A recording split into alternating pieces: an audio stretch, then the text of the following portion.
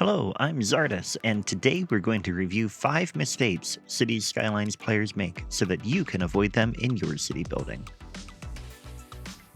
The first mistake many players make is to zone too much high density too fast, which can very easily lead to two major problems. First, the high level of density can create traffic issues, which if it is too early in the game, you may not have the budget to add adequate public transit to accommodate the added traffic. The other issue is that adding a lot of high-density residential at once can lead to major death waves, as all of those residents move in at once and then will die at the same time in the future. A better approach is to add density near your pre-built transit infrastructure and add it a little at a time. The second mistake is to put too much space between your zones, or in other words, to separate your different zoning types into large pockets of residential, commercial, or industrial.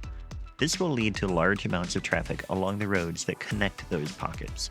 It is better to mix your zoning together as much as possible, though remaining mindful that some industrial ground pollution can be tolerated by residential zoning, especially if you have good medical service nearby. This effectively helps spread the traffic out better. The third mistake players make is to have too few road connections. Even if you've done well at mixing your zones together to have small pockets rather than large, if you force all of your traffic through a single route, you will end up having traffic issues. Don't be afraid to have many small roads connecting your region's different areas, as that helps to spread the traffic among the different possible routes. By the way, if you've been finding these tips useful so far, please hit that like button to help this video spread further. Fourth, I often see players making the mistake of relying heavily on large roads instead of following road hierarchy and lane mathematics. In short, road hierarchy is the concept that your roads should decrease stopping opportunities as the traffic increases. Your small local roads can have many intersections and stops, but should feed into your larger roads which have much fewer intersections before feeding into the highway which have limited access points. For more information about road hierarchy, stick around until the end of this video. Lane mathematics is the concept that your number of lanes going into an intersection should equal the number of lanes coming out of it, which forces Sims to choose the single lane which goes to their destination and helps spread the traffic across multiple lanes. Then, when players get overwhelmed by traffic, it is common to put an over-reliance on adding highway ramps.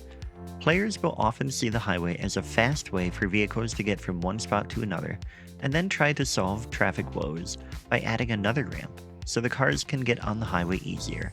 While it can certainly be wise to add more interchanges to spread the traffic out, it can sometimes be even more wise to just add some more smaller roads to take the traffic off of the highway entirely. Your Sims don't need to be on the highway for every trip, so don't force them into it. As you can see, by avoiding these mistakes you can achieve a much more satisfying look in your cities. Here we have my Wareham city, which was built in a Let's Play series completely without mods. There is a mix of density, zoning is mixed together, there are many possible road connections, solid road hierarchy, and reasonable highway ramps. I'm convinced you can build cities like this too. If you've enjoyed this video and would like to learn more about road hierarchy, be sure to click on the video on the screen now, which goes into more depth on the subject.